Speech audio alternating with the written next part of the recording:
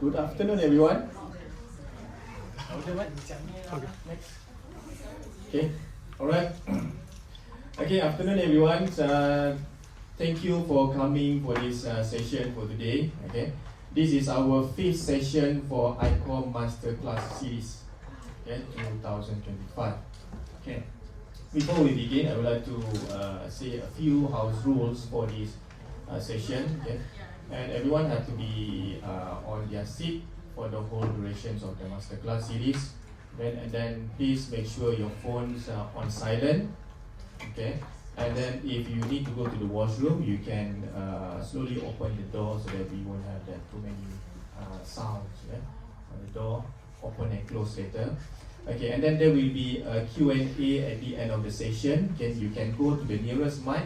Okay, please use the mic for any questions so that we can have it recorded to our video recording later. Okay. Alright, okay, so these are the house rules. Okay, and today is our 5th masterclass series at ICOM. I'm Akthiar, your so-called MC for today. Okay.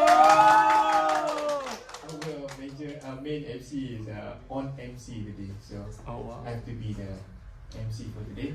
Alright, okay, and it's an honor to have our presenter for the 5th masterclass series, which is Mr. Rozhan Razman. Okay. He is a bassist, audio engineer, and a producer. Okay, have a large experience in the industry.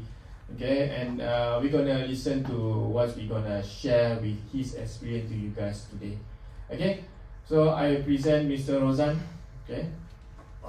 You can start the session. Hi, good afternoon, good evening. English okay for you guys? Yes. Okay. My name is Rozhan. I was here in this building when it all began. If you guys didn't know that, 3,000 years ago. Interestingly enough, it looks and smells the same. And I failed my audition to come into ICOM, like completely failed, like not a chance. How many ICOM students here actually, or past ICOM students? ICOM students? Not ICOM students? Okay. So where you guys coming from? Klein. Okay. Hi, welcome. Welcome to my comedy show. If you sit here, just so you know, you guys are the only people sitting on the right side. I don't know why, it's all here. I do look better on my left side, just so you know. So I will be talking this way most of the time. Okay, so keeping it real, that's kind of like what I wanted to talk about today. There's no bass, there's no audio, there's no Pro Tools, there's no nothing, which is a first for me. I hope you guys didn't come for some bass things or whatever, because this what I want to talk about today has nothing to do but everything to do with music and your career and your life as a musician or magician, whichever you want to call it. So keeping it real, surviving negativity, rejection, and finding joy in the music industry. It's 3 things. Okay, surviving, rejection, negativity, and finding joy in the music industry. Okay, so just remember that thing. Before that, I want to talk a little bit about myself. As you know, I failed ICOM audition. I came in with torn jeans, slippers, AC/DC t-shirt, if you know that band, Akthiar,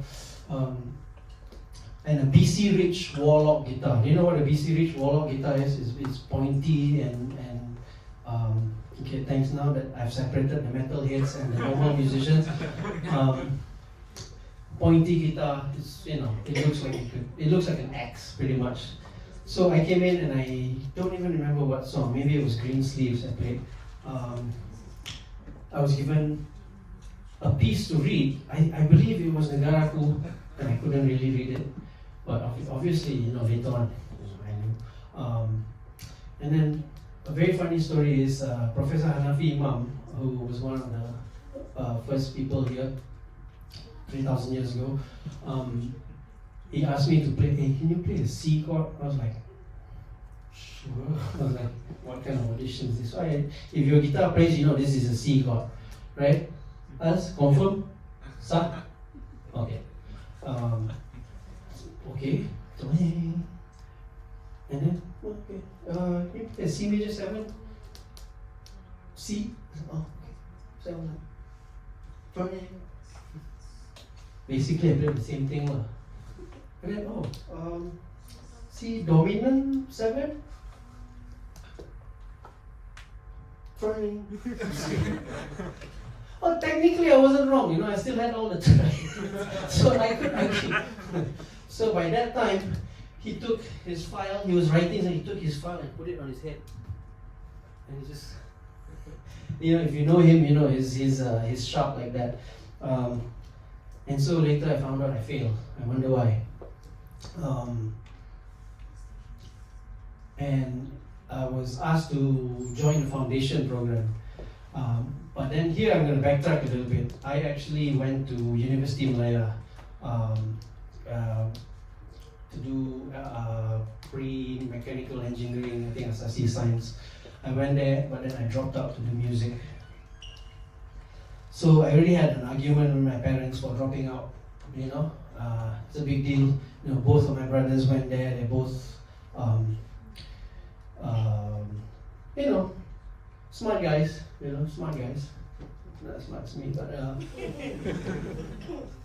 I didn't want to, I just couldn't, right? So when I dropped out and then I came to ICOM and I failed the audition, imagine if you're a parent and it's like, oh my God, what am I going to do with you? We have a parent here. So, but for me, I didn't take that I didn't take no for an answer. So instead of coming for the foundation program, which is going to cost me money, I just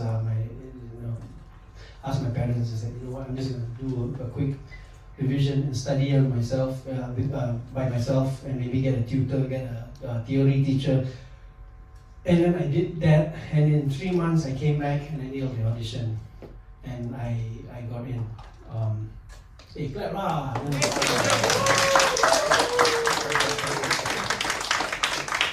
Okay, so and I'm just going to go back and forth here.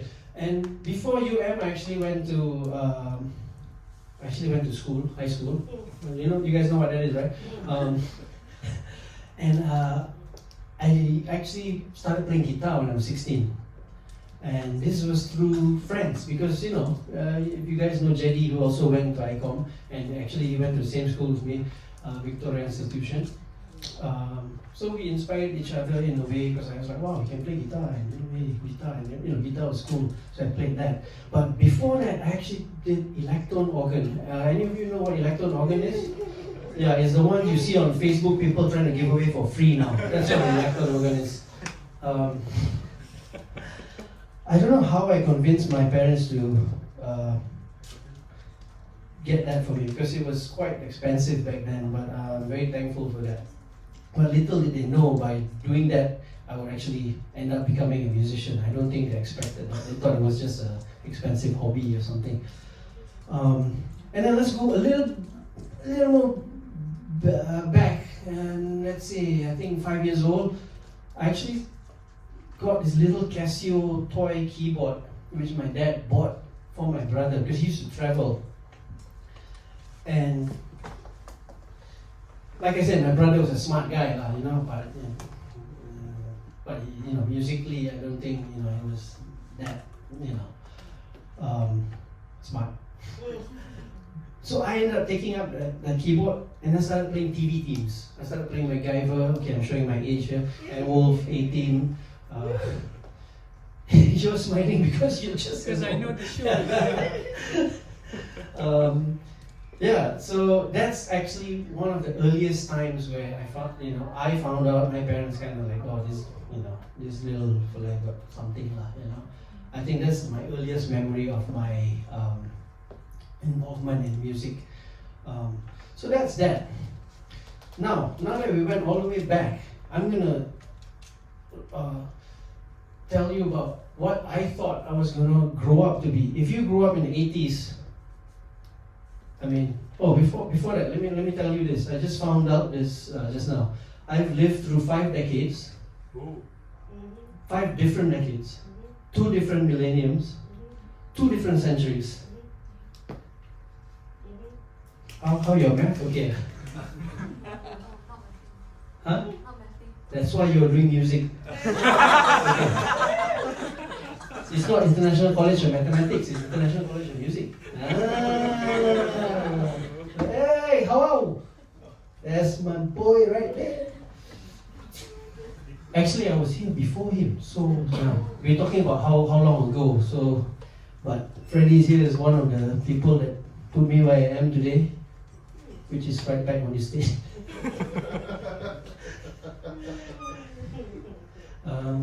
Okay, so where was I? Yeah, so growing up, I actually wanted to be, if you grew up in the 80s, you watch movies and shows that, it's all about, if you were boys, being macho, being the hero, being, everything was put up on a pedestal. So you, subliminally, I think that's what defined success to a certain degree. It's like, you want to be the successful, you gotta be the hero, you gotta be the guy, you gotta be here. So we didn't see that at first. I mean, at least this is my perception of it. I didn't see that at first. But from young, you're like, if you're Rambo, you're the hero. You gotta be that guy, you gotta be this guy. And then award shows started popping up. You gotta win Grammys. You gotta do this. You gotta, then the idea of success is being put down into our brains. That's how I remember it, at least. It could be different for different people, but so I'll come back to this later and why I'm telling you this. So just remember that's how I grew up, thinking about this preset notions of what success is, or what a hero is, and what we're supposed to be. And if you're not that, are you anything at all? So just sit on that for now. Okay. And then now let's jump back to currently, right now, what I do now. I play bass. I know that's not much, but I do production. I own a recording studio. I tell jokes. I'm a father. I do some teaching, some writing, quite a few different things. It's pretty varied. So sometimes I wonder, is that necessary? But later on you'll find out, or hopefully when you get on your own journey, you find out what you like to do. And I honestly, from the bottom of my heart, I actually love doing everything that I do now. And I can honestly say I've never worked a single day of my life, because I don't consider any of it as a job. But that also means I don't really have EPF lah, if you guys know. Okay. Alright. Are you guys still here? Yes. Hey, okay, good. So, I was late bloomer. I didn't play bass till I was 20. And it was right here in this building that I made the switch. I graduated as a guitar player, unfortunately. It's written down somewhere, I'm a guitar player. But I made the switch here, and one of the big influences and people that made me change that was, God rest his soul, Mr. Frank Ong, a really, really dear, someone who I can call a friend and a teacher. He helped me transition to be a bass player, and I owe him everything I have as a bass player, because to me, being a bass player means more than just making music with the bass. It's way deeper than that. Okay, now when I was here, I wasn't that good, as you can tell, because I failed my ICOM audition. I mean, how, and there were plenty of musicians that were in here already that were way better than me. So, it's tough. It's tough, especially being in the college years. Being 18, 19, and having peers who are better than you, and being in a music college. People are when you go to study mathematics is different. But when you're in a music college, like, oh my God, this guy is so good. Oh my God, this guy, and then you look at yourself, like we're all in the same course or something like that. So I wasn't that guy, at least not yet, I think. So it was tough. It was tough, and peer pressure is one thing, but also the negative side of people also started to show. When you have cliques, you have people kind of excluding you out of circles. How many of you experienced this?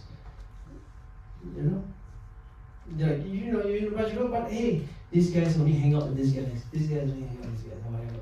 So it was. Looking back, I thought it was tough, but I didn't think too much of it. But instead of using my not so happening musicality at that time, instead I used what I was good at. I'm just telling you this story so that you can understand where I'm coming from. I used my quick wit and humor, as some of you can tell because you were there, to get in to break the ice, basically. So I'm not, a good enough guitar player, but hey, I made friends. And when you make friends, people start to include you in because you're a good hang.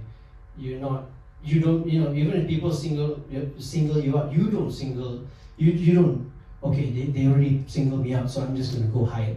No, I didn't do that. So I just went about my way, used my strength, which is, I think, humor at that time. And at the same time, of course, I practiced. Try to improve my skills because I wanted to, and eventually it turned out okay. If I can brag a bit, because I can brag because it's only here. It was right on the stage. I think I'm the only person that won the Friday performance 3 times. Yeah. They clap. I mean, it's not the Grammys, but hey, And I was the student council president for 3 years. Three times now. But that wasn't a good thing because they usually pick the people that they don't like. Hey, he should be the council president. But anyway, basically, if I were to transfer this to what happens next or down the line, now, if I were to look at it from an audio engineer perspective, because that's what I am too, that's one of my great passions, anyone can stick a mic in front of a guitar amp. You take a 57, you know what a 57 is? It's a mic, right? It's this one right here, this one right here. Anybody can. How hard is it to take this mic and put it in a guitar amp and get a sound out of it? Anybody knows? It's not that difficult. You could do it, you could do it, you could do it. Anybody in this room can do it. I guarantee you that. So why you? So why me? Anybody want to take a stab at that? Because you were there. Okay, maybe, yeah, because I was there. Because if I wasn't there, how am I going to put it? Do you understand? Out of everyone in this room that can take this mic and put it in front of a guitar amp and probably get, oh no, he can do the angle and probably, no, it's not about that, is it? Oh, he can dial in the gain or whatever. No, anybody can do that too. Anybody want to take a stab? Why you? Why? There's no wrong answers. You had different mics to choose from. No. 57. 57. Yeah. That's why I'm saying anybody can do this. But why me? Or why you? Now ask yourself this question. If you're a drummer, if you're a singer, bass player, Do you think you're the only one can do what you do? You can play fast and slap. Think about it.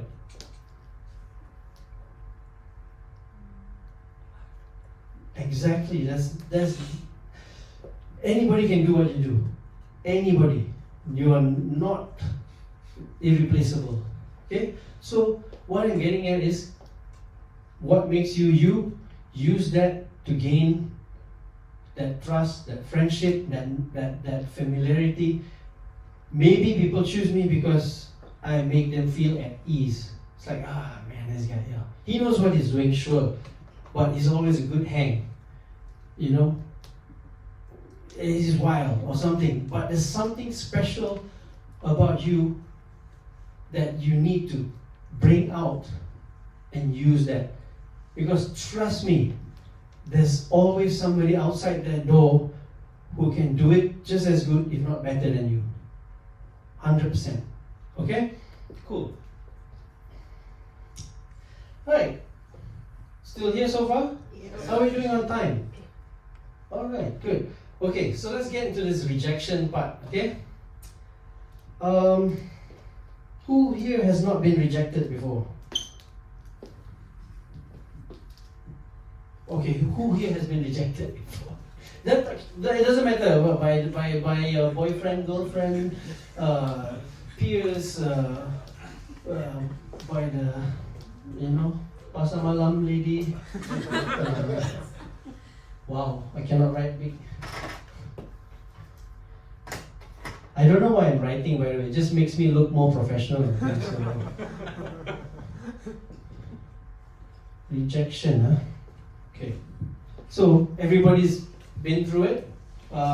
Can somebody just give me an example of what you went through? Anything at all? Can share with us how you got rejected? Go for it. I've been excluded out of my band for having dreams. For having dreams. Do you sleepwalk? So that means you got kicked out of your band. Okay. You got rejected. You got kicked out. Okay. Having dreams meaning you have different ideas and way to move forward, and it didn't align. Okay. Anybody else? You want to share with me? One more person? Rejected by maybe even like, oh, you're in a band and then your ideas say, hey, why don't we do this? It's just click, click, click. I mean, that's a form of rejection, you know? It's like, no, nobody? Hey, we're all friends here. No, it's been 20 minutes.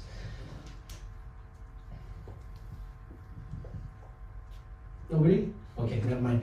Okay, so I guess the two things that I think about when you get rejected is one is it's actually really hard to accept. It's really hard to accept, right? Unless you're a super thick face and then rejected, yeah, whatever, fuck it, you know. Which is fine, nothing wrong with that.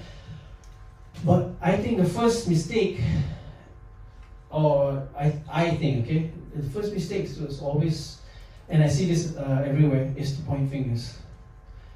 You get rejected for something, it's like, yeah, it's them, it's not me. Or it's because of something else. Nothing wrong with that. But what my daughter will remind me all the time is, because I taught her once, you point one finger at someone, there's three fingers pointing at you back. Right? So think about that. Okay? So let's say you got rejected for a gig or whatever. What are your steps that you take? Okay, you got rejected for a gig. Oh, okay lah, rejected. Move on. Move on to something else. Or what do you do? Anybody? Huh? Ask why. Ask why. Okay, that's good. Because you have to know why. You have to understand why. You have to understand why you got rejected. And always ask. Because if you assume, you will never ever find out why. And then when you sit at home, doom scrolling, this fella, I tell you. And you start to make up your own assumptions on why you get rejected.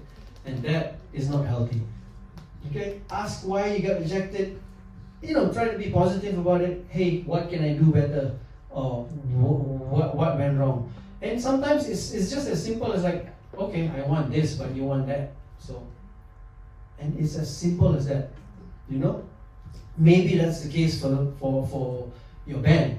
You had different dreams than them, or maybe they just wanted to do the same, and you wanted to go here. So that's the first step. Because if you know why, then at least you understand the reason, and you won't be assuming. Because once you start assuming, then it's an endless cycle. Okay. Now, what other reasons could you get rejected? Maybe you're not good enough. Now, this is a tough, bitter pill to swallow, right? But how do we deal with this? Anybody? Anybody got any ideas? Like, I never thought about it. Ask how you can improve. Ask how you can improve. Of course, if you know the reason being you're not good enough, right? Okay, so ask how you can improve.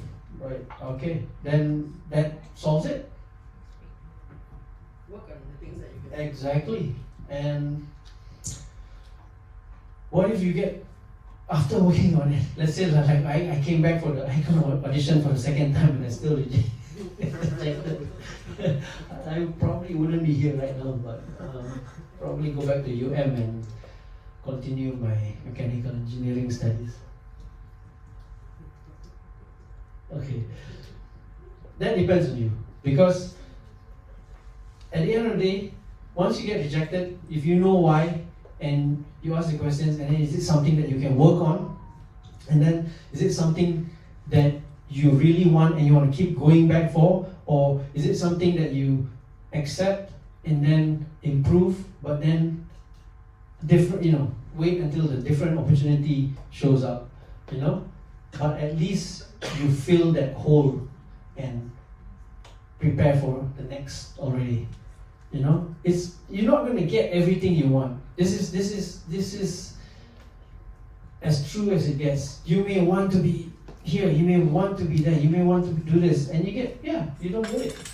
It's okay, but you have to at least figure out why. You gotta prepare and fill up the holes and the gaps, because that's what I did. I went back and I studied my theory, I did my sight reading, everything that I could that I know the audition was going to throw at me. I did that. And I tried again, and sure enough, I got in. Okay? So do that. Now, another story is, I just remembered this, but after I completed my ICOM studies, I was teaching here for a while, part-time. And at the same time, Berklee was doing auditions. Every year they come for a World Scholarship Tour audition. And I used to play bass for most of the people because, bass players get the most work. So if you want to change careers, now's the time. It's the truth. So I played for most people's audition. And then they left. And then the next year they came back again. And I played for even more people. And I actually thought about trying for the auditions. But this is the truth. I'm just going to say it's nothing bad to reflect on anybody or what. But I tried to get an audition through ICOM and they didn't let me. But the people that came to audition from Berklee, they came and I just talked to them a lot because I was always in this room playing for other people.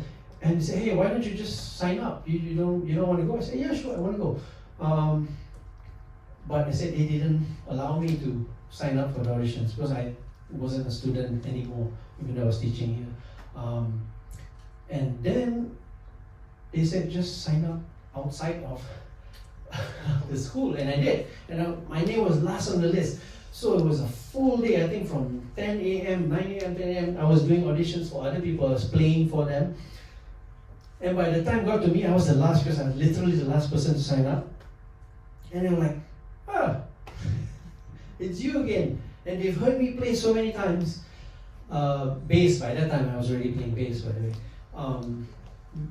When I walked in the room, they thought I was playing for somebody else. I said, no, I'm auditioning. And they was like, oh, okay, let's have a chat. And we chat. We literally chat. And then we almost forgot to actually do the audition because they're very cool people. And then we ended up doing some formalities. It's like, oh yeah, just do some ear training. Oh, did you prepare a piece? Yeah, okay, sure. And we ended up jamming a little bit more than anything. And then, okay, cool, you leave. Done, finished. I think we took one or two of the guys for teh tarik. Not a bribe. Teh tarik is not a bribe. I mean, we have to treat our foreign friends, to some Malaysian goodness. And I think a couple of weeks later, I found out I got the World Scholarship thing, and the rest is history. I didn't take no for an answer. I didn't take no for an answer. I could have said, ICOM didn't let me audition. If I had just run away and crawl into a little hole and that was it. Somebody says no to you, if you really want something, find a way. Find a way. Okay? I could totally be angry, bitter, and resentful, but I actually refuse to let that take control of what could happen next. Okay, just remember this, because if you let anger and resentment and thoughts, you fill your thoughts with, what could have been, why they didn't let me, why they do this, or why they didn't listen to my dreams, or whatever, you are not leaving space for what could actually happen, because you're too busy being angry or in your own cycle of spiraling down into something, So just keep that energy up there, leave room for the next. If you fill that up with all this anger, hate, or disappointment, you're actually not leaving yourself room for it. So this is one thing about me. Knock on wood. This is wood. It's wood. Hey, knock on wood. I've been lucky enough to actually get everything that I've ever wanted. Everything that I think this is the first time I've ever said it on record in public, but everything that I've ever asked for, everything from this bass, one of the many basses that I have, to my life right now, to the Japanese wife. I know it's funny, but as a kid, somehow that's something that I, watching Moiro Attack. Moiro Attack? Oh, okay, maybe. Doraemon and yeah, maybe that was part of what it was, but everything, I'm telling you, everything that I've ever asked for, I mean, within reason, of course, yes, I have got. But looking back at it, I really, truly believe that I didn't let any of this negativity take control, and I still left room for what could happen. Okay, so always leave that space, because just one door closes and then you just stand in front of the door waiting for it to open. Maybe it will open, maybe if you knock hard enough it will open, but go look for other doors. There could be way better things there for you and you would never know, right? So do that. Woo, heavy. Alright, questions, any comments, anything you want to share? I do welcome that. We don't have to wait till the end, because I get bored hearing myself talk also. So, rejection, anybody want to talk about that or anything you want to share? Don't worry, we're all friends here. We'll just post it on Facebook later. Funny thing is, Yeah. Social media, that's another big thing these days. If you guys are good, I would like to quickly move to dealing with negativity. It's similar to rejection. Again, I want to write this so I look more professional. Oh my God, that's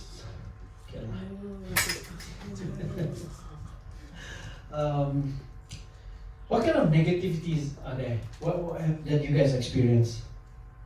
I could think of some, but I think with a bigger sample crowd, that would be a better representation of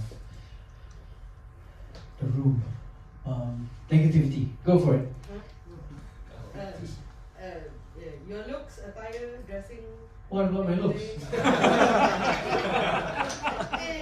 I like the t-shirt. It's my favorite part of the day. It's a bit wrinkled, No, but it's okay. It's still nice. okay. Negativity about your looks, your appearance. Okay, good. Yeah, what else? Being overly critical of yourself? Self. Okay, yes. That is one of the big ones actually. But being critical does not necessarily mean negative. You know what I mean? Yeah. So it could go both ways. More on perfectionism then. Perfectionism could be viewed from both sides also. Could be. Any other negativity anyone else experience? I'm not good enough. Huh? I'm not good enough. Hey, JD in the house. Uncle, when did you come in? They are hiding on the right side, ladies and gentlemen. JD Wong. Were you here when I spoke about you just now? Oh, thank God. I actually spoke about you. You're famous. JD Wong, ladies and gentlemen. We went to high school together. How about that? But us, if you know us, Samad, I knew him since when I was actually taller than him. Just about knee high. Negativity, appearance, self-inflicted perfectionism, or whatever you call it. Anybody receive hate comments? Oh yeah, man. Hey, I'm looking at you. Hate comments, because that's why I touched on the social media things now, because after posting video about this, actually, I got about three people came up to me, some people I know, and they say, hey, I'm so glad you trying to talk about this, having a masterclass on this. I mean, I don't even know if this is a masterclass. I'm not a master at this, but I want to talk about it because I think it's very important. It's a soft skill that especially people who are coming up in this day and age of. It's a free for all. You do anything, and everybody from the other side of the world can be typing something on the keyboard or phone, and you get hate comments and whatnot. Hate comments, negative comments. Us is the leading one. Yeah? Nobody else? Wow, you guys happening. Or you guys just don't post at all? No? You post food videos and nobody's going to hate comment on a food video, right? Yeah. Okay, cool, yeah. So the type of negativity that I think people should learn how to deal with, yes, comments basically, or the thing I find about generally in Malaysia, KL, Malaysia, the music scene here, I've lived abroad for 14 years. Coming back, one of the things that I don't miss so much is people won't tell it to your face. Like after this, you all, when you go up, say, apa lah, Rozhan. I thought he was going to play some bass or something.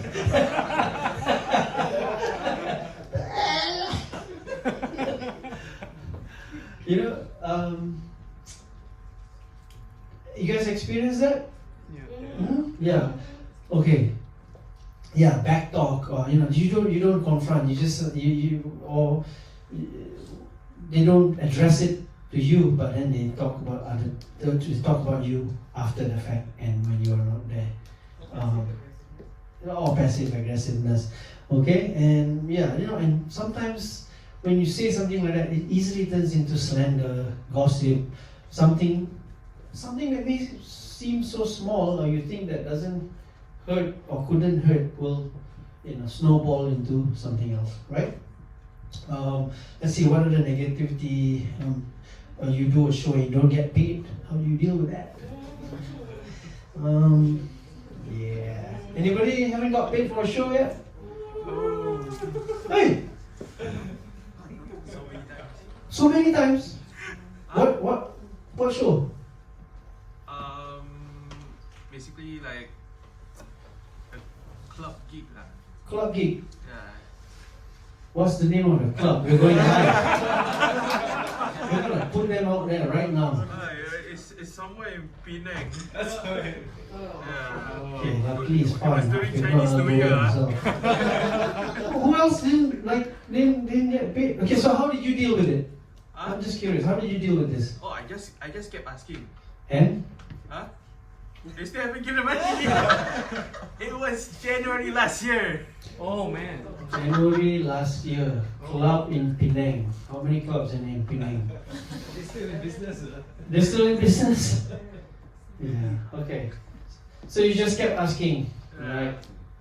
Well, sometimes that's all you could do. You could expose them, you could talk to people about it, alright? Alright, wait, so there's not so many hands here about not getting paid. So what do you guys do? Call. Yeah, I paid you guys already, right? Just checking. Yeah. I paid them to be here also, by the way. Or I will pay them to make some noise. Not getting paid. What are the negativity that we have to deal with? Comments, people talking behind your back. What are the negative vibing, right? You were saying negative vibe. Okay, so how do you handle it? Anybody? Ignore, right? Usually, just don't talk about it. Ignore. So, I think this is going to be hard. Okay, this is going to be hard. I think anytime you get this type of things or any type of things, number one question, at least how I deal with it. Okay, how I deal with it. I ask myself, have I done it to other people? Have I talked about somebody? Have I kind of said something that might be hurtful? Have I not paid some people? I ask myself that because the easiest thing is always, again, pointing fingers, and then you ask yourself first, do you do that? If you don't, if you're clean, you're clear of that, good on you. But we are all human, so don't be too hard on yourself, okay? So, and then let's take an example, somebody vibe you. Give me that example. Don't name names. We can talk about it later, but I think it was a jam session where I went and play a tune. They didn't call the tune, they didn't call the key, start playing, and I couldn't play. And no one was like, oh, we should probably trying to help you out. Yeah.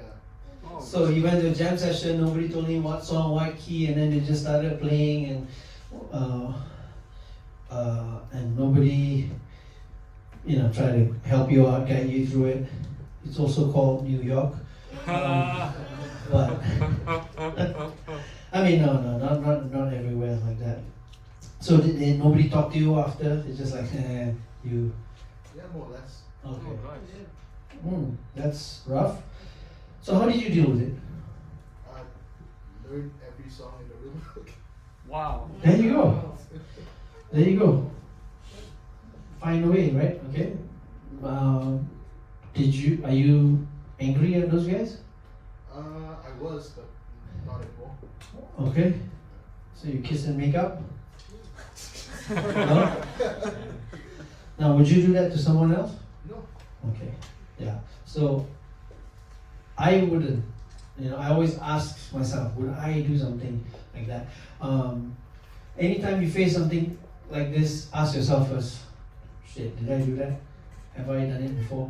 And then how you deal with it it varies, because it's not going to work. I'm not going to tell you one solution and go like, oh yeah, you know, hey, Rozhan say do this, then you go do this. It doesn't work. It will not work. Trust me. You need to find your own solutions, because why? Every problem is different. So, for example, I might actually go and talk to these guys who vibe and not tell me something. Hey, bro, I really didn't know the tune. You know what? Why couldn't you just, you know, tell me? You know, yeah, whatever. They might answer with a positive thing or negative thing or whatever. You know, they might be harsh, like, bro, use your ears, man. Maybe he's right. Maybe he's right. Like so now he learned every song that he can, right? So who came out the winner here? If he did what he did, he came out the winner. You know, because now you know whoever who did that to you, the intention, whatever, you know, it's not on you, but you know. So in a way, you turn that negative into a positive. Right? Now let's talk about comments, because this is everywhere. Anywhere and everywhere. Az, how did you deal with it? I mean, was it hard? Because you are extremely present online. Please do share. I mean, so my okay, cool. I get hate comments every day, man. Every single day. Every day. Every day. Guys, check that out. How did I deal with it? Initially, I was posting about it on Facebook. I would screenshot the comment and trying to get an understanding whether is this something, you know. I think depending on the time. I think there was a point when it was like I'm trying to get people to sympathize. It's like, do I really deserve this comment? I get Rozhan paling comment kan, bro, kuku panjang sangat ah. Kuku panjang ah bro, setan tinggal di situ. I mean, I really get that regularly anyway. Patutlah komen bagus. Tak. Setan rupanya. No, I mean, but I guess the thing for me was initially I was posting about it a lot because I was trying to process the information, right? Because, okay, true story on my part. I do a lot of guitar lessons online. So anyone doesn't know, I'm Samad. I teach guitar, perform. Samad, ladies and gentlemen. Anyways, so I do guitar lessons and I'll post a video of how to use right hand technique. Like, you know, okay, like classical techniques like this. And they want people sometimes to be like, your nail is too long. It's not thank you for the insightful technical lesson or like, oh, that was helpful, whatever. No, you said your nail is too long, it's very dirty, I'm disgusted to look at your nails. So this is a thing I regularly get. And sometimes it can go viral, bro. Yeah. But the point is, I think sometimes we might have good intentions, but we cannot control how people react to what we do. So I just want to teach guitar. Someone asked me, how do you play that finger style? And I answered the question, but the comment is, your nails are dirty. I'm disgusted by your nails. I can't control that, right? So No, I think eventually, man, I think nowadays I write poetry, man. That's how I deal with it. Okay. You know why? Because when I write a poem, I express it, I'm done. It's the energy's out. It's out there. But I'm not saying that everyone should write poetry, lah. You know, not everyone can write poetry, lah. Wow. I mean, I think finding an outlet where it's not burning inside you. I think to take it out from your system so you can go on with your life. I think is the thing. 100%. See, I think this resonates with me because I'm saying there is no one way to come at the solution that's unique to you. You need to learn how to find a solution. This is for everything. If you can find that solution that's unique to you and deals with your issue, that is the goal already. And I think this is a fine example of that because Az is very present online, and I sometimes feel bad for him reading some of the comments. I don't, yeah. So, but you know, very key word here is you cannot control what people think. I had someone come up to me at a gig after posting about this masterclass.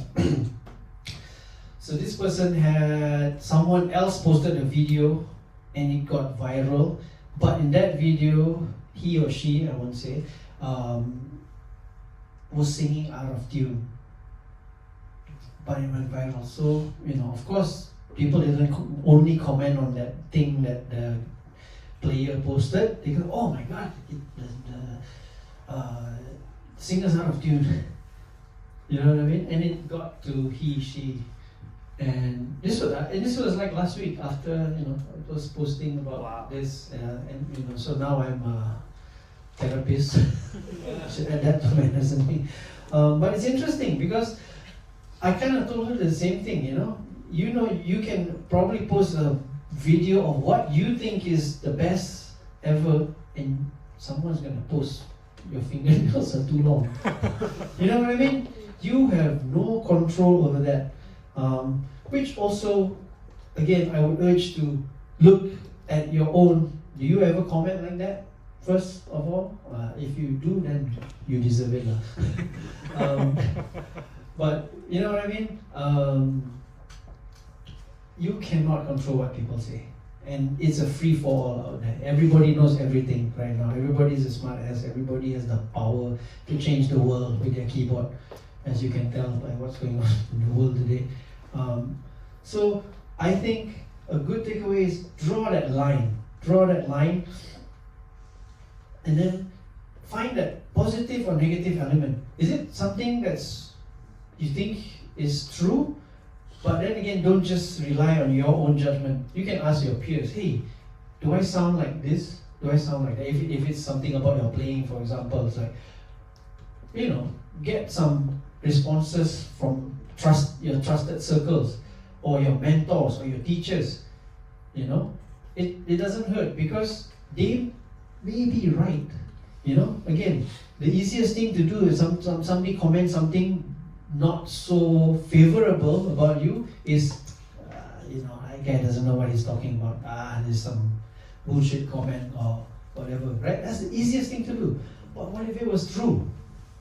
Until today, I still ask myself, oh my God, what if I suck? I mean, I don't let it get to me, of course, but it doesn't hurt to improve, and they may be right. Of course, they may be wrong. They may be, sorry, you have to edit out a lot of this. But you need to find the positive or negative, and as you go along, I think it's easier for you to draw the line. I'm sure same for you as, and then find an outlet to let it go, because you cannot let it get to you. You just cannot. This life is too short for that to just sit on one comment and let it rule you. Again, you are not leaving space for what could happen. Okay, if you're stuck on this thing, you're not seeing what's past that. Okay, so draw the line. Give yourself time to feel sad or angry or whatever, because that's normal. That's human. If somebody says something bad about you, and if you don't feel anything, I'll be worried. I'll be very, very. Oh man, it sounds like shit, bro. And then you go like. Maybe that's good, but we are musicians in here, and we are sensitive.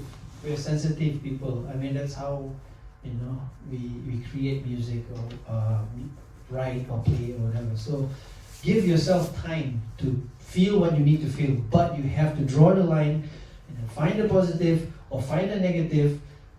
Is there something to improve on? Is there something that you can do? I'm not telling you to please people. That is the last thing you want to do. Oh, somebody comment this and you quickly go and do this. And then you see another one comment that and you quickly do that. No, don't do that.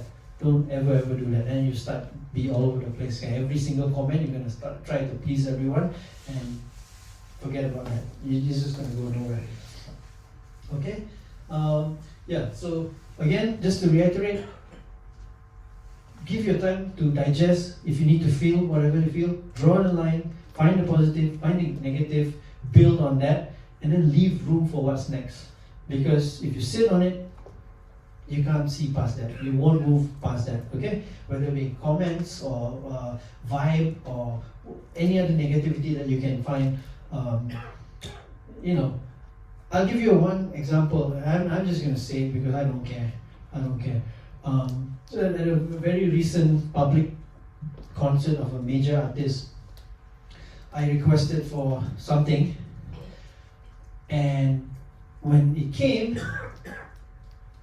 I specifically requested it to not be in this particular condition because I know some equipment around town is exactly in this particular condition, and I specifically requested not to have it like that. And sure enough, I plugged in, and while the workers and even my tech was there, I plugged in, I played 2 notes on it, maybe 3, and it was not in the condition that I needed it to be, right?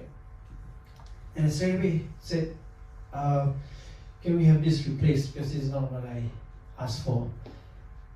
And you know, okay, no, you try, turn it on full, turn it off, the same, right? So it's not that condition. So can we have it replaced because it's not right. You know, you asked for this, but you were given A. Okay, so fine. They said they were gonna do it, and all text messages from suppliers and whatnot, and the people who and okay, it's okay, fine. I'll deal with this for today. But tomorrow, let's have it changed. Next thing I know, I go backstage. I hear somebody talk. Hey, this guy go and blow my equipment. Yeah, there are some people here who literally witnessed that with their own eyes and ears. So, wow. With witness, with the exact specs that I required, but it wasn't, and then on top of that, I was, framed, and like, oh, I broke that thing. When there were their own people there, everybody was there, saw it, and it just wasn't. So I was extremely bothered. This kind of happens all the time. If you've been in the music industry, you will encounter this everywhere you go, unfortunately. So I've learned to be angry. I was angry. But I did not make matters worse because generally I'm a non-confrontational person. So I could have, but I choose not to because one of 2 things: I know the character of said people, I know the track record and history, and I know it's not going to go anywhere. You know, it didn't go anywhere. And the next day I showed up for the actual show day, nothing changed, even though so you might think, oh, so you lost, so you didn't fight for it. I could have, but you know what? It didn't matter. I had other important things to focus on. The actual concert, because doing the arrangements and all these things, so 1,000,001 things was going on, and I could live without this. So basically what I did is I chose my battles. So you let them win. You let them see whatever they want about you. If you stick your ground, you have your firm footing and you have your own reputation of doing things, nobody's going to believe that. So did I lose? Did I lose here? I mean, I was angry. I let that time happen, and then I just draw the line. I got other things, more important. And sure enough, I did the performance. Everything was like, as good as it could be, and we moved on. I didn't let that rule the outcome of everything else that could happen. It would have. I mean, imagine 10,000 people, and then you're worried about this one thing. You know what I mean? So factor in what's really important on your hierarchy of what's ahead of you. Factor that in. Is this really gonna is this really gonna hurt you? you know, your ego, your pride, you know. And if you are an upstanding person and just do right by people and the things that you do, nothing can touch you. Nothing can touch you. You know? Because at the end of the day, you know, and it will flow out, and everybody around you will know, and it's just contagious. Okay? And the same goes for the negative. And if you are that kind of person who does, you know, word will get out, karma will hit you, everybody will know. Unfortunately, Malaysia is a small country, and people still get, you know, people still get the work, even though they're known for certain things, whatever. But you move on, You choose your battles, you move on. Okay, enough negative. You guys still with me? Yes. You guys need water? I can share this. No? Man, this place is just as cold as I remember it. I'll never get used to it. Alright, now very important part. The joy. The joy. All is negative, all is joy. This is the most important part. You guys happy? Yeah. Hey, 1%.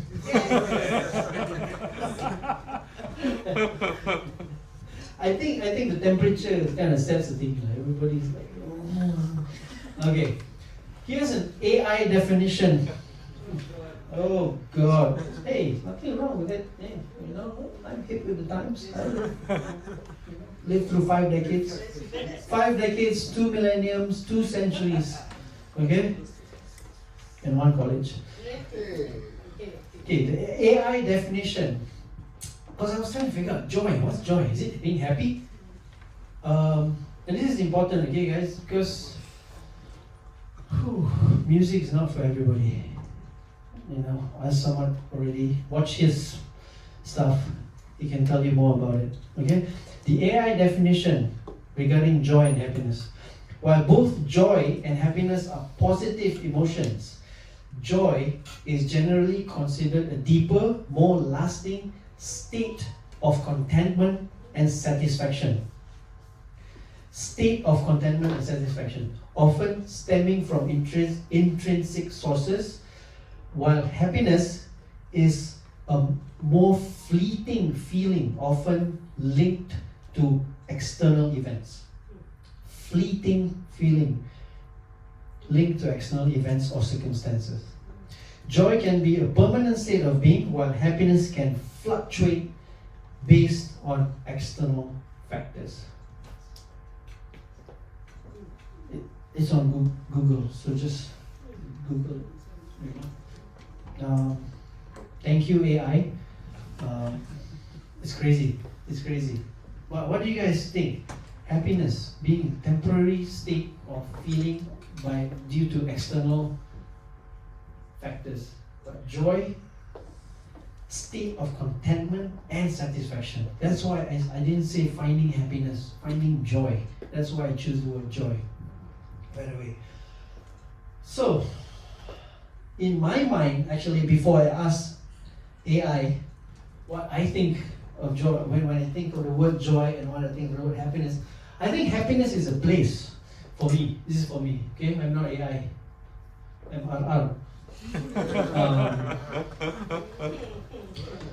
Happiness is a place, but place can come and go. You can be in some place and then, happiness is a place. But joy, to me, is in the process. So in the process of doing. Because happiness is like when you arrive, or joy is when you actually enjoy doing it.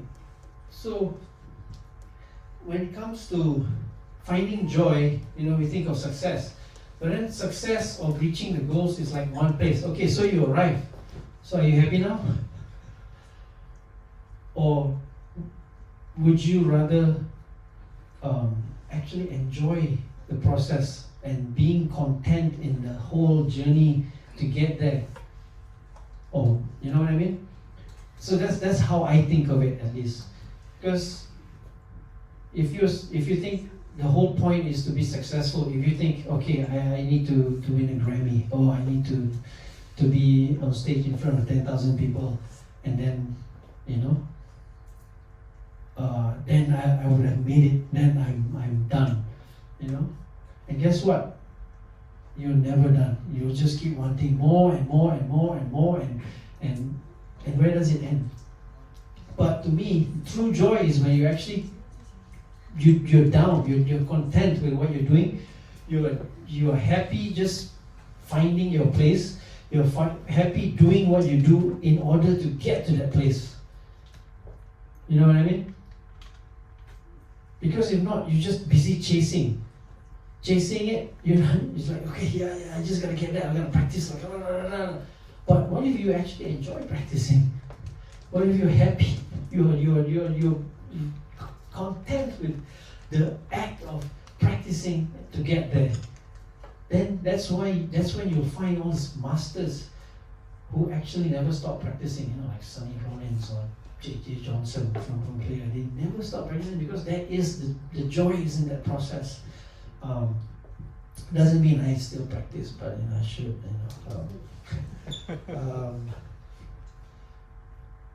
So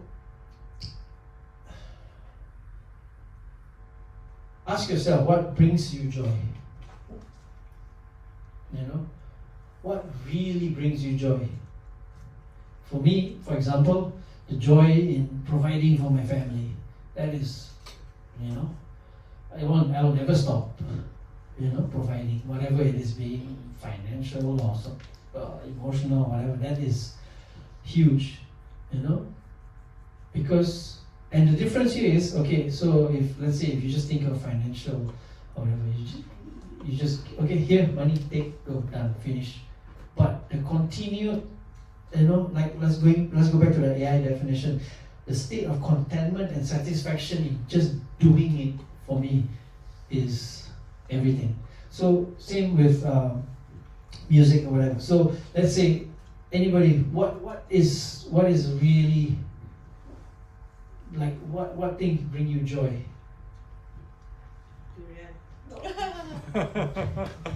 That's okay. Durian, of course. Yeah, you and I both know.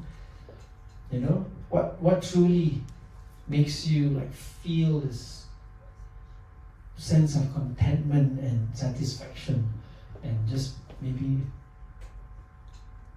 sense of being, like completeness. Ask yourself that. No wrong answers here. Me. Yes. You raised your hand. I hope it's you. Well, I think I'm old enough to know what joy means. I'll just share a bit of my story. When I was about 40, done a lot of things, right? Been a lot of places, achieved a lot, whatever. And then I went around asking people, because there's one thing that I felt was lacking. I went around asking people, when was the last time you felt joy? I was trying to find an answer. I asked a lot of people, when was the last time you felt joy? And nobody could give me an answer. Why I felt that was because no matter what I did, it was like, oh, normal. Like nothing excited me then. So I felt, oh my God, what's joy? And then at 43, okay, still don't know what joy was, right? And suddenly the doctor held up this thing, said, this is your baby. And not having felt joy, I didn't know what joy felt like. But then suddenly something fluttered. And I said, oh my God, this is joy. And I started crying. That was joy. And then I started asking people again, when was the last time you felt joy? So the last thing, whatever how you describe it just now, yeah, the joy is still here. So it's actually everlasting. But again, how you see it. Because parenthood, it can be positive, can be negative, can be neutral, can be not. So a lot of things, it depends on you, your mindset. How you see things. Do you want to see joy in it or you don't? Just like music. I'm not a musician, but I find so much joy in music. Mhm. Thank you so much to everybody who allowed me. Thank you. Very good. One perspective of joy. Anybody else want to share? Hey, JD. Finding your purpose. Ikigai. There you go. Finding your purpose. Now, here's a very important thing. Now, with social media and everything, you see everybody else's post. Wow, that guy is playing this stadium. That guy is doing this. How do you guys feel about that? You know, everybody else around you is doing big things. Wow, this guy there posting this, posting that. I'm just curious. The reason why I say this is because you know, we are all human. We see somebody else like, wow, look at that, look at this, look at that. How do you guys feel about that? Resentful. Yeah, I feel a bit down sometimes. I feel a bit down sometimes. Yeah, When I was really younger, I felt 2,000 years ago. 2,000 years ago. When I was much younger, I felt envious. Mhm. I felt like, why not me? Mhm. I felt all those emotions that I think every one of us here can and has felt. Right. Since experiencing life a little bit more, it was a bitter pill to swallow and go, why is your ego being triggered? Mhm. Why are you envying someone else's journey when someone else is envying yours? Mhm. And it took me a long time to get to the point where when I see someone experiencing that, I feel genuine happiness for them. Okay. Maybe even a little bit of joy to see like, hey, you're doing stuff. Great. Mhm. And that is something that you don't always get to experience. It's tough. Yeah. Being happy for others. Yeah. Big one. Okay. Hey, clap. Elvira Aro, ladies and gentlemen. Yeah, so that's a tough one, you know, and just trying to tie it back to what Jenny is saying is finding a purpose in Japanese, ikigai, you know. And I said I was going to come back to this earlier, you know, growing up watching 80s movies and, you know, it's all about heroes and, you know, the big man, muscle and everything, saving the day. And who doesn't, as a kid, who doesn't want to be that? You know, you want to be Ultraman. You know, you want to be, you want to be Rambo. You want to be the, you know, huh? Chitara. Chitara. Oh, Yeah, Chitara. Chitara. You know, who doesn't want to be hero here, or at one point, you know? So here's the thing: not everybody is a hero.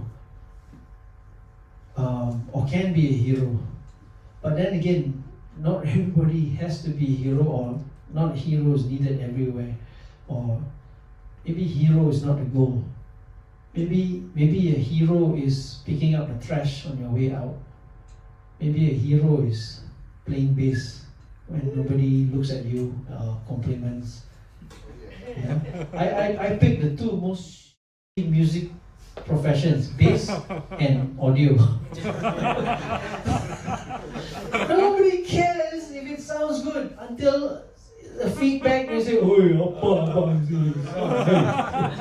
Yes? Yes. Nobody's gonna come up, "Hey man, sounds good." I mean, maybe God lah, but you know what I'm saying? Yeah. I picked the two of the thing. Bass players, you play guitar just now. My mother still thinks I play guitar, by the way. You know, unfortunately. But I found my purpose, you know. It's like, wow, playing bass, lurking in the back. You know, it took me a while. When I started the switch to bass, playing guitar, I wanted to be in front, you know. I wanted to be the man. And then slowly I realized, like, wow, there's a different purpose in this. Like, I need to make everybody locked in. I need to make everybody feel good. I need to make everybody sound good. I need to hold everything together. I need to be the big man. I need to not be seen. I need to basically disappear. If I disappear and nobody notices me, that's when you know a bass player did a good job. Yeah. You know? Because you live You're up there providing a platform for everybody else to sound good. Actually, this can apply to any instrument or anything you do. But with finding your purpose, you find your function. What is your function? What is your function on stage? What is your function in society? What is your function in life? So find that, because you'll find your joy there. And then you might actually be happy for others too, and then in turn you actually be happy for yourself, or vice versa, whichever comes first. I don't know. Everybody's different. So find your joy. It doesn't matter what. And one thing I was talking to us about earlier is like, wow, the amount of people who actually went to music school, graduated, and didn't do anything with music. It's a high amount. Okay? Just because you're in a music school doesn't mean you're going to come out doing music, and that is okay. That is absolutely okay, guys. You don't have to do music just because you went to music school. You can choose to make money.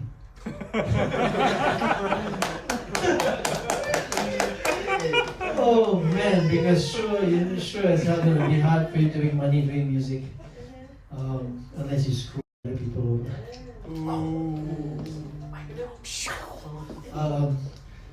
Yes, I've known people who switched and did yoga. And, it's very inspiring to me to actually find that at a later part of life. Like, came to music school, did the thing, and actually worked in the industry, commercials and whatnot, and then she ended up doing yoga and finding her own thing. And it's to me, that's when somebody is successful, knowing what you want to do and you go for it, and then just it shows when you're actually truly happy and found your joy in doing that. It really, really shows, and you will be successful. But don't forget, successful doesn't mean, driving a fancy car or winning an award or whatever. It really doesn't. I'm not telling you to lower the bar. It's like, oh yeah, he said, never mind lah. But be true to yourself. You will find that. You will find that. Alright? So you define success. Don't lower the bar. You define the success by finding what you truly love, enjoy the process, and then it doesn't matter where you arrive, your purpose, your ikigai, that's a Japanese word, that means, your purpose in society, in life, or whatever, and you're down with it. You are down with it. It means you are okay with it. You are happy doing what you're doing. Because we don't need, 5 million lead singers, or lead guitarists. Somebody has to play bass, So find that thing for yourself, okay? Are we still here? You guys okay? Yes. Cool. Basically, just to sum it all up, carve your own path. Because nobody's going to carve it for you. You're going to try to follow and be like somebody else.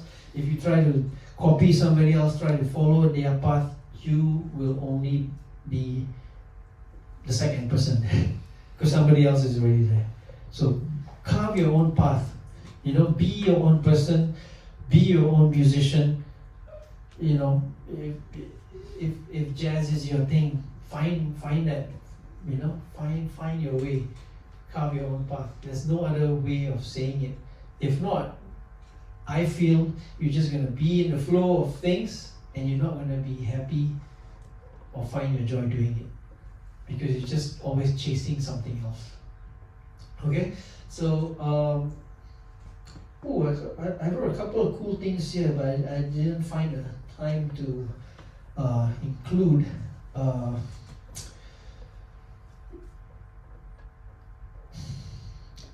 Like when you're doing it, it's always nice to find when somebody acknowledges what you do, say, hey, good job, But I think don't ever wait for that. If you're doing something and you know deep down is what you want to do and that's right, you don't need anybody else to affirm what you're doing. Of course, it's good, and of course, find your circle, your trusted people, and they affirm what you're doing, and it's cool, and you trust each other's feedback and comments.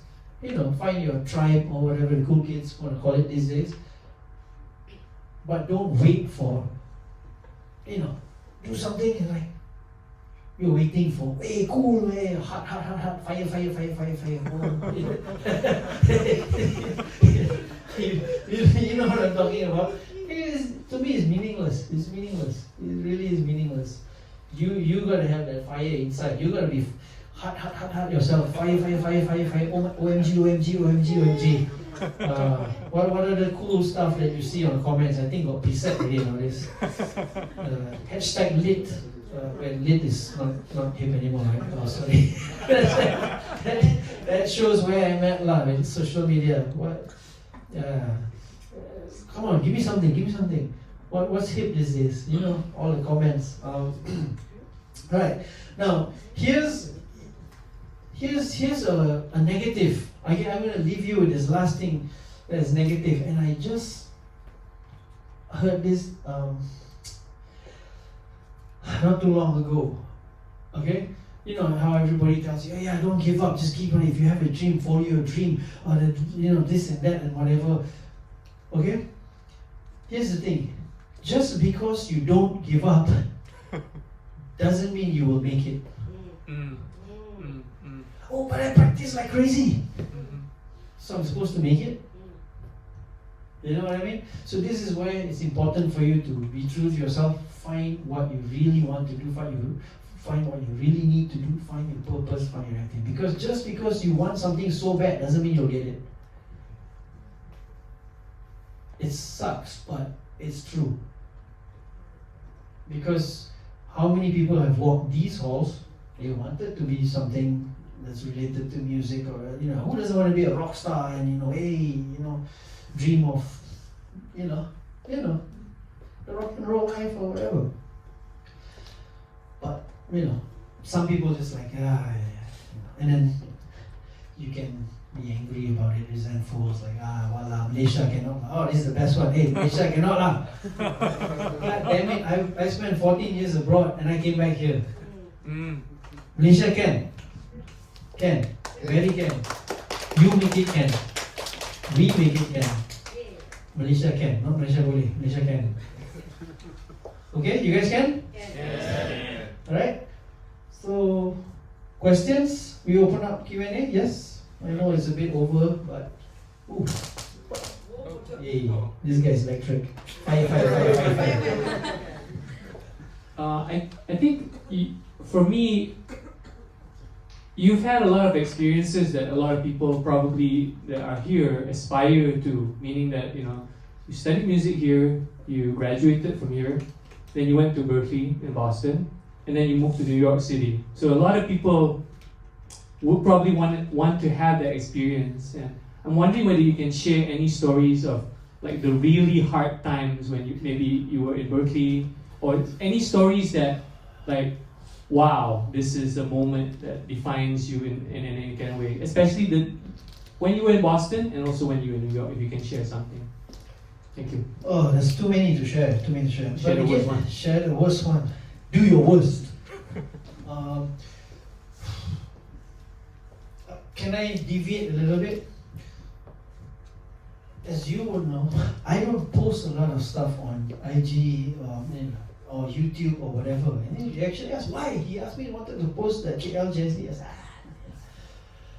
said, to be honest, I don't know why, but part of me, I think I've built, not intentionally, but a mystique around myself.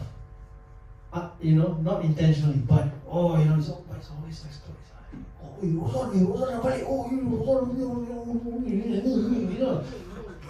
But I kind of like it that way because, we're in the age of showing everything to everyone. Everything to everyone. What you eat today, what you brush your teeth, I'm feeling so down.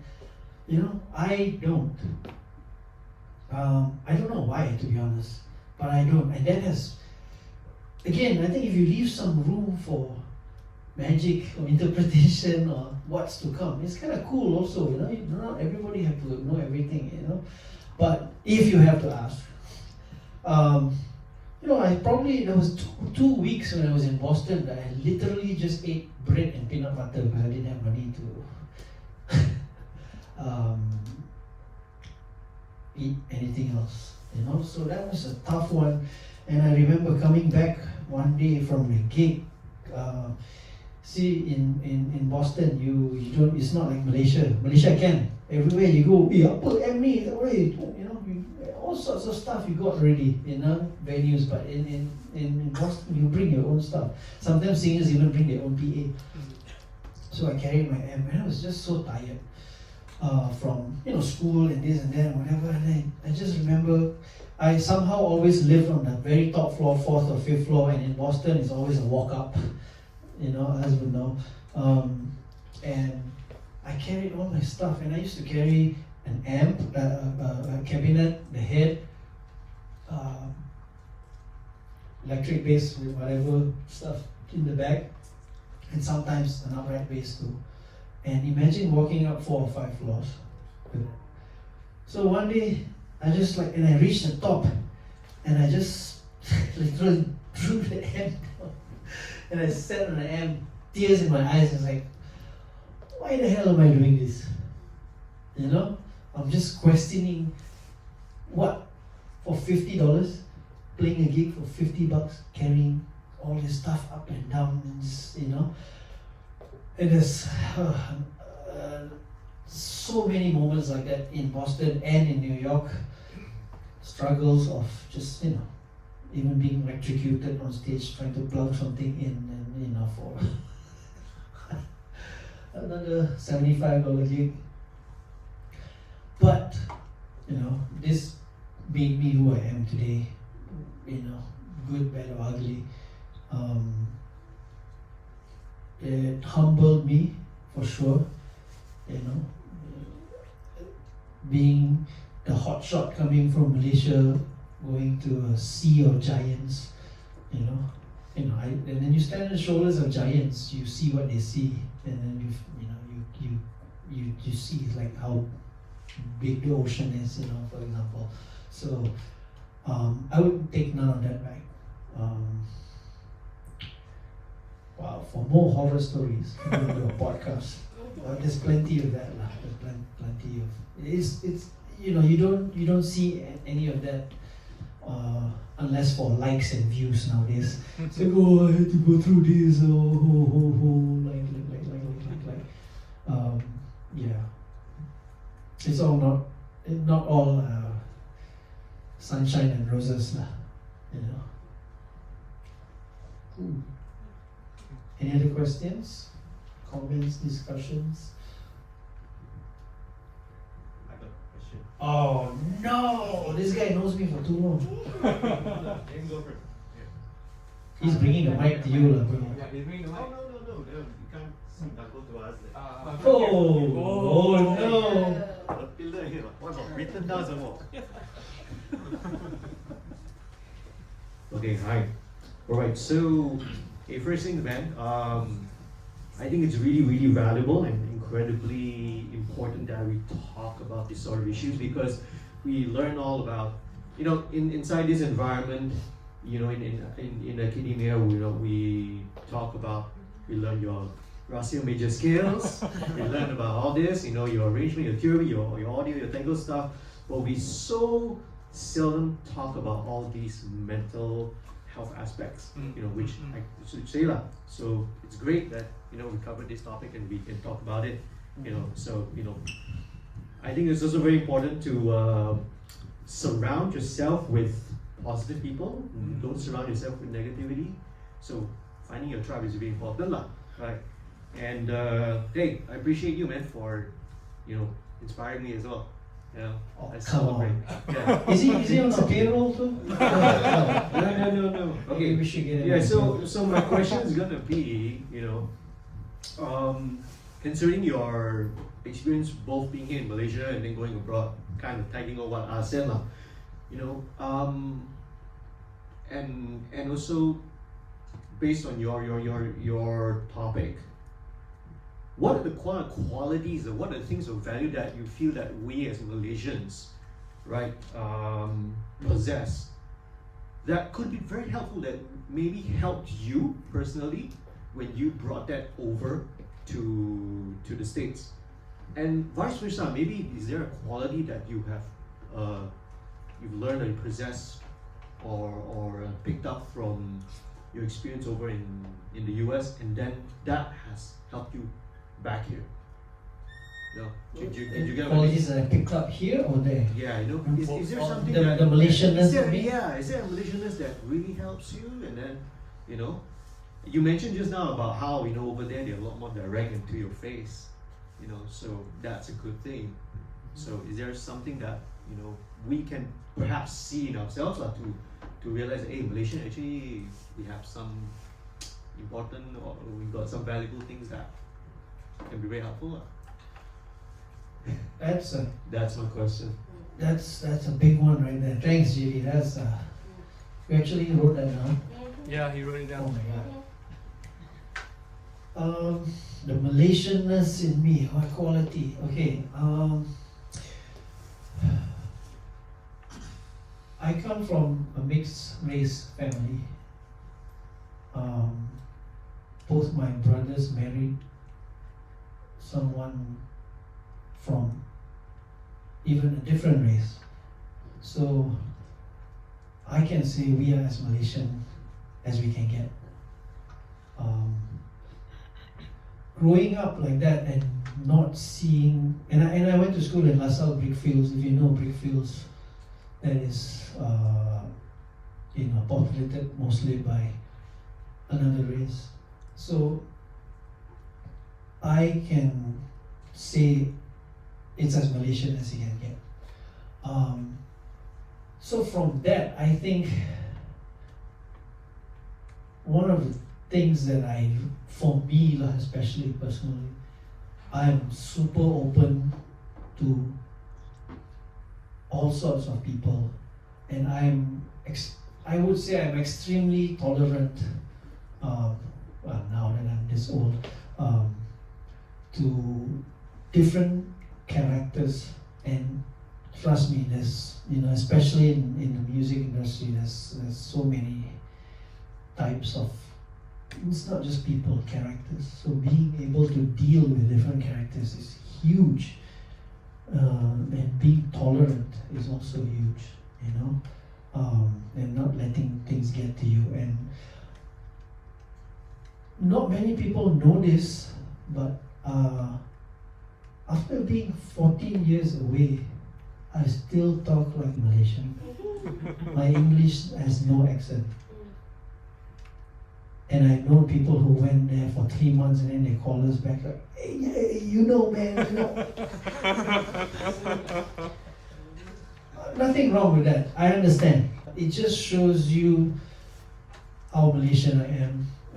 But also, I think I'm down with,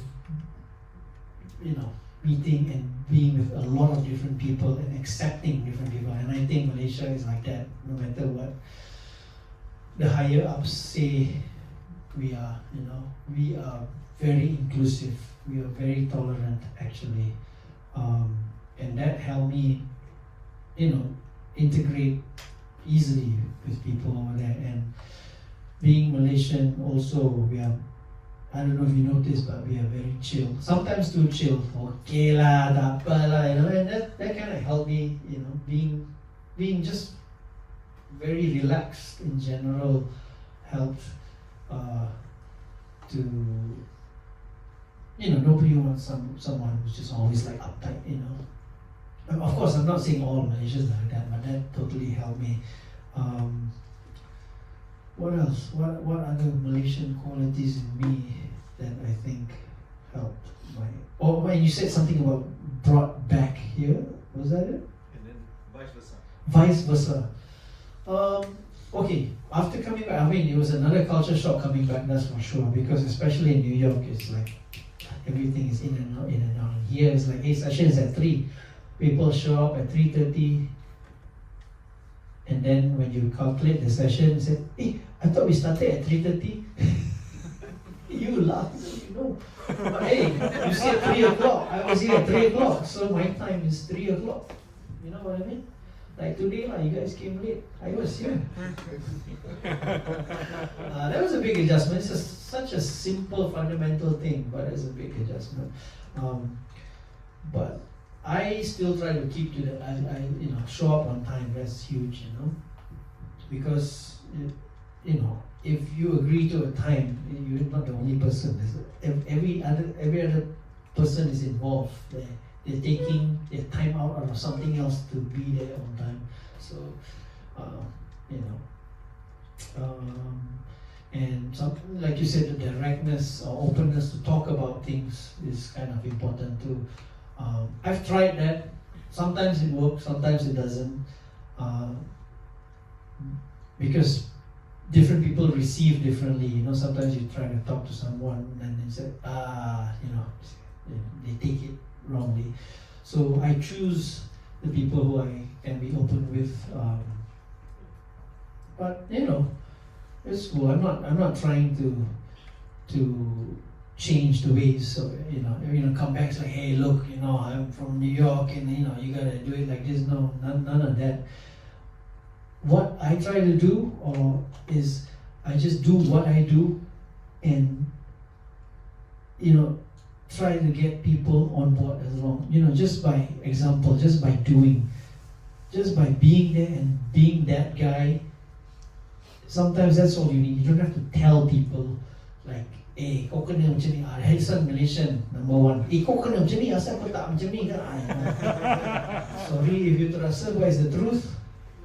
I don't tell people how to be, you just do, you just be, and people will follow. You just be that person, be solid, be whatever, as good as you can be. I'm not perfect, for the best and the best of my ability. I just do it the way I think, the way I've learned or assimilated from being away for so long, and hopefully the culture will get picked up.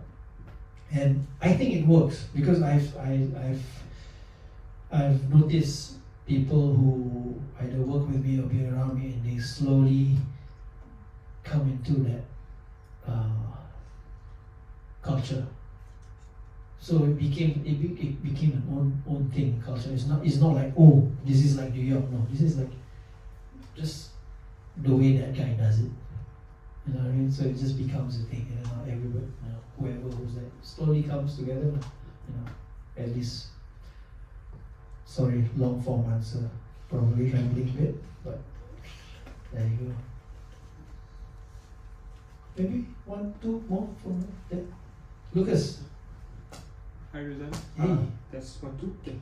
So I just wanted to say thank you for sharing your stories, because it's really inspiring, especially like the story about how you carry your amp and the guitar and stuff. It's really kind of like humbles everybody, because especially as someone of your caliber, being able to come up from that and can I stop you for a second? Yeah. Do you know that I still bring my own bass amps to most gigs? Yeah. I have not stopped. Actually, Yeah. someone helps me a lot of the times, but you have a tag now. no, unpaid intern. But, yeah, that I do. I still do, by the way. Sorry. Yeah. Okay. But I don't cry anymore. Okay. Maybe he does. So yeah, I do want to say thank you about that, and Okay. I guess I want to ask you, since you have you started in ICOM playing guitar, but then along the lines you switched over to bass, and then you moved on, but then I just want to know what made you inspired to start doing production and mixing, mastering, and all that. This is a cool thing that you ask, because this is one of the stories I wanted to share, but I probably rambled on. So around 2007, right when I was about to graduate Berklee, I had a major injury just by doing all this carrying up stuff up and down the stairs. I had 2 slip discs on my neck. 1 is bad enough. Wow. 2, 1 really came. I'm not doing a bad sign. Sorry, this is how the doctor showed me. Yeah. It came out, right? And the other one is bulging. Bad. 1, yeah. So to a point where there were days I couldn't get up. I couldn't get up out of the bed, and of course, the big nerve affects these 2 fingers. And you know, bass players, this is all there is to your right hand, right? I can like every time I would play, it would be like an electric shock. And how I know electric shock, because last time I already can electric shock, so I know exactly how it feels, and it feels like things being pulled, so I couldn't play. So negative, right? I got my own body rejected me. Literally, I said, whatever, I'll do something else. And production is what I kind of started here in ICOM, but never revisited. So while I let this heal, I let treat, like, you know, let that take its course, and you know, I didn't like go into a deep spiral, darker or whatever, you know. And just like, well, Shit happens. lemons. Partly my fault, I didn't carry properly or whatever, or I just did too much, you know. There were days in Boston that I actually had 26 gigs a month, and like there's some days like 3 gigs, you know, you do brunch and then happy hour or something, 3 or 4 gigs sometimes, you know. It took its toll. My fault, you know. But hey, now we are here. I can just be sorry for myself or do something else. Hey, how about this other thing that I kind of dabbled in, and I went into that whole rabbit hole and did recording. You know, first few recordings was literal bedroom productions, in the bedroom, and just whatever I could get my hands on, and you know, and the rest is history. So it was because of my injury I did that.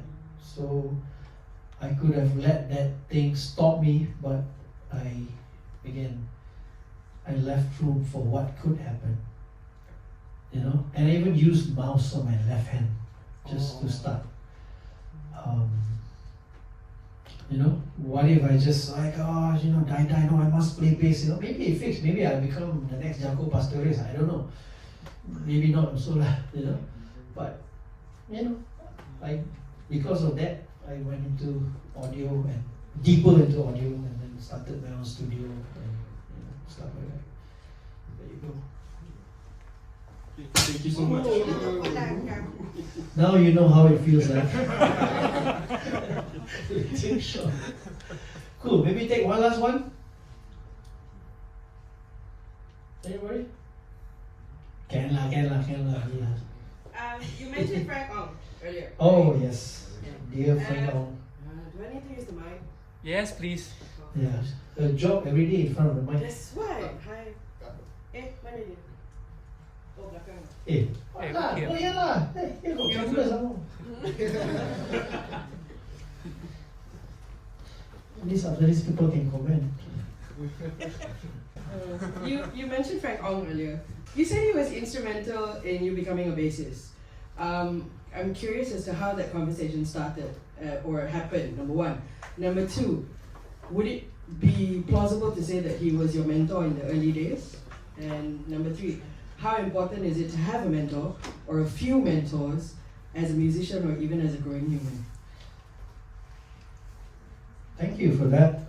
Okay, let's talk about Frank Ong. So when I was walking these halls, I was playing guitar. I was actually getting good at it, if I do say so myself. But one of the songs that turned me into bass was Rio Funk lyric. Little did I know, because I was playing guitar, I was playing, you know, doing solos on guitar, melodies, everything, but little did I know that underneath that whole thing was Marcus Miller on bass. And Marcus Miller is one of, you know, somebody whom I look up to.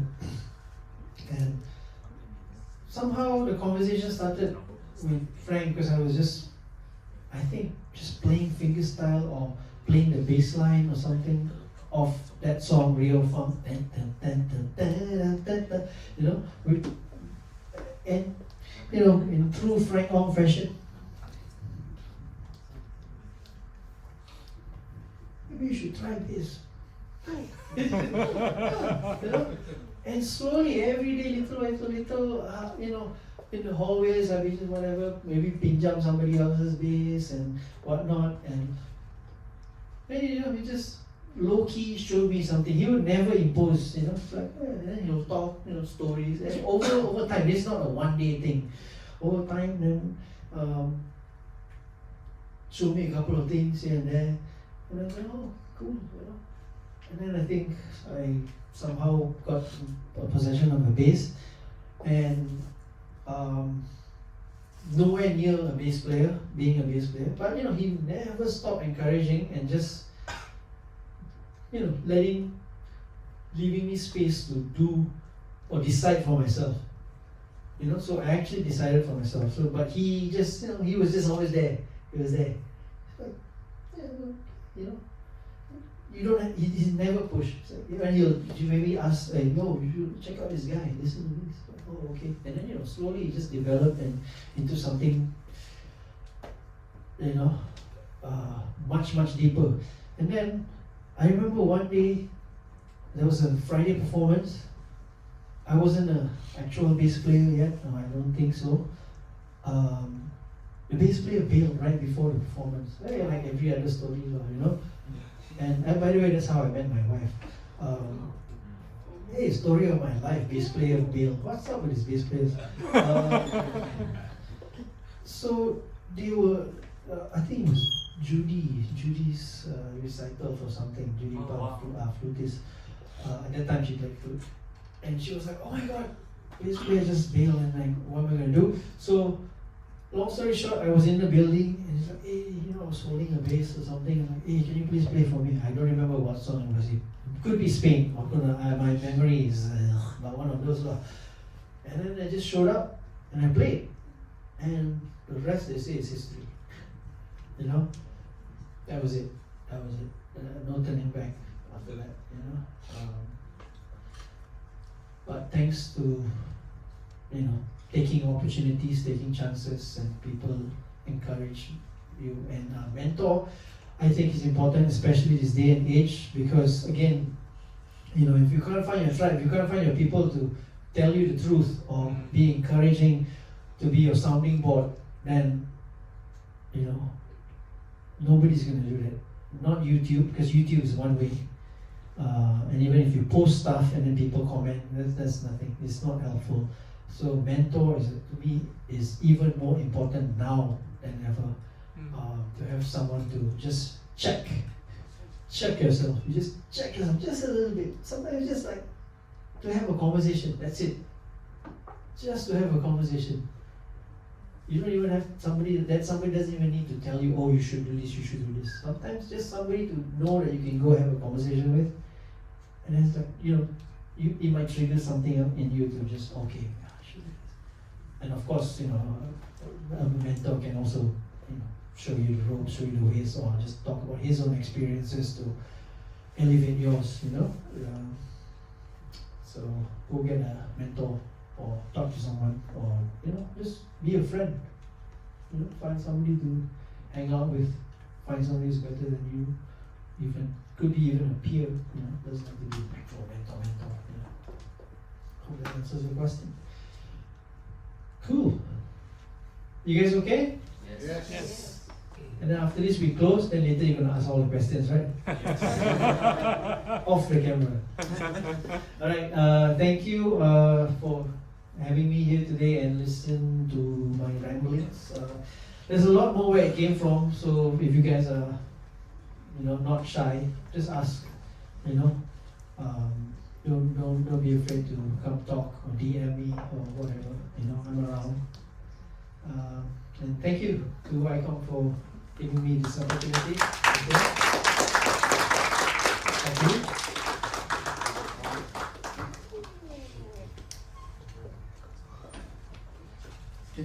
you, Rozhan. Okay. But next one we would like to give some appreciation from ICOM to Rozhan. Please Nadia to present the appreciation to Rozhan. Thank you.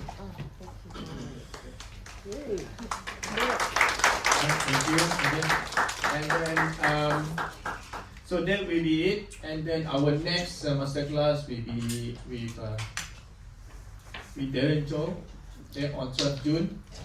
Okay, so I hope see you guys there. And then can we take a group picture for everyone on stage? Hey. Okay.